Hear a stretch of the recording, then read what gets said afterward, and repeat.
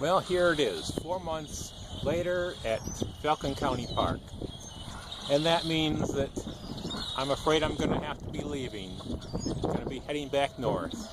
And I'm going to be missing the weather. Don't have any snow here. We definitely don't have any ice storms, and I hate ice storms. But, well, weather wasn't all perfect. Wasn't all the sunny and warm and the noisy birds. Well, some of the noisy birds. But we had a few nights that were kind of cold. I mean, we had one morning that was down into the 30s. Fortunately, that's somewhat rare around here, mainly in the 40s. Of course, I be asked if I would like to come back to this place next winter. And the answer is, well, maybe. I think that I would prefer to be somewhere else between, say, mid-December to mid-January. That seems to be the worst of the winter weather around these parts.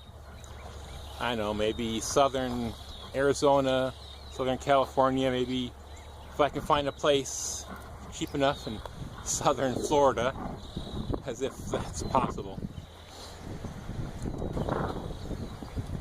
I really like this place. I really do. I like this little forest here of bush, the plains, the warm hot showers, free, everything here free. Yeah, I think I'd come back here. Probably, I wouldn't stay very long in the fall, but I'd come back here like mid to late January and spend another couple of months here. Yeah, I think so. Now, I haven't done a video on everything that's happened to me here at the Falcon County Park or in town, like the night that my furnace decided to quit on me. Happened to have been pretty much the coldest night of the year.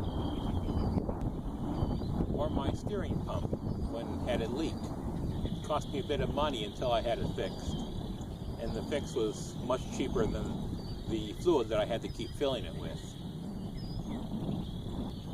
And then there was the time when the starter quit on me right at the laundromat.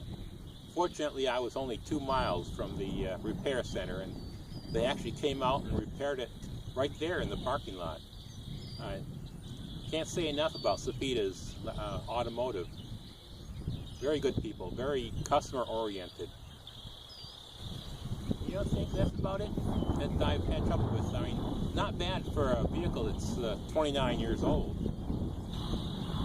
And I never talked about the general store, just about a mile down the road.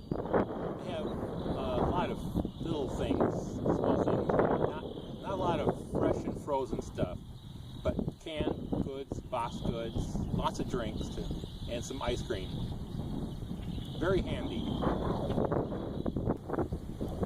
It's been a rather interesting cultural change for me as well, both in the campground and outside the campground.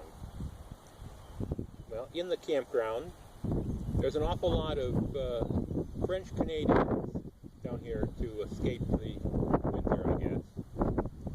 They tend to speak French. And the moment I walk out of the camping ground, everyone seems to speak Spanish. It's like I'm a stranger in my own country. Or like the U.S. doesn't exist. It's just Canada or Mexico.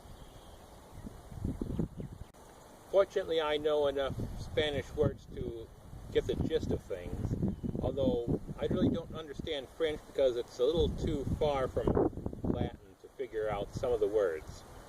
Kind of strange, I suppose, since I grew up in northern Wisconsin, you know, close to Canada.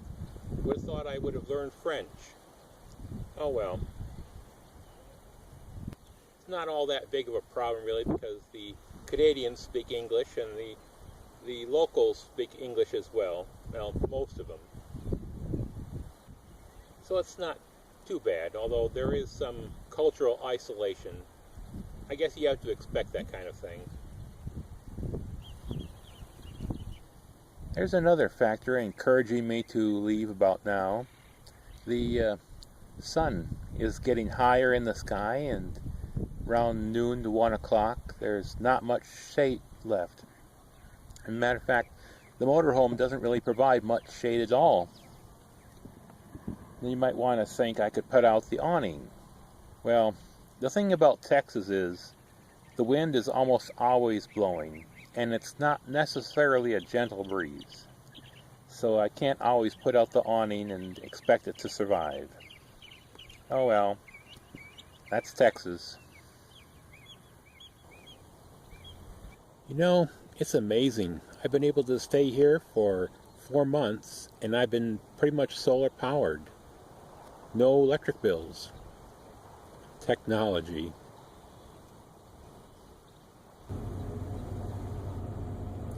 Well, everything's packed and stowed away, and guess it's time to leave.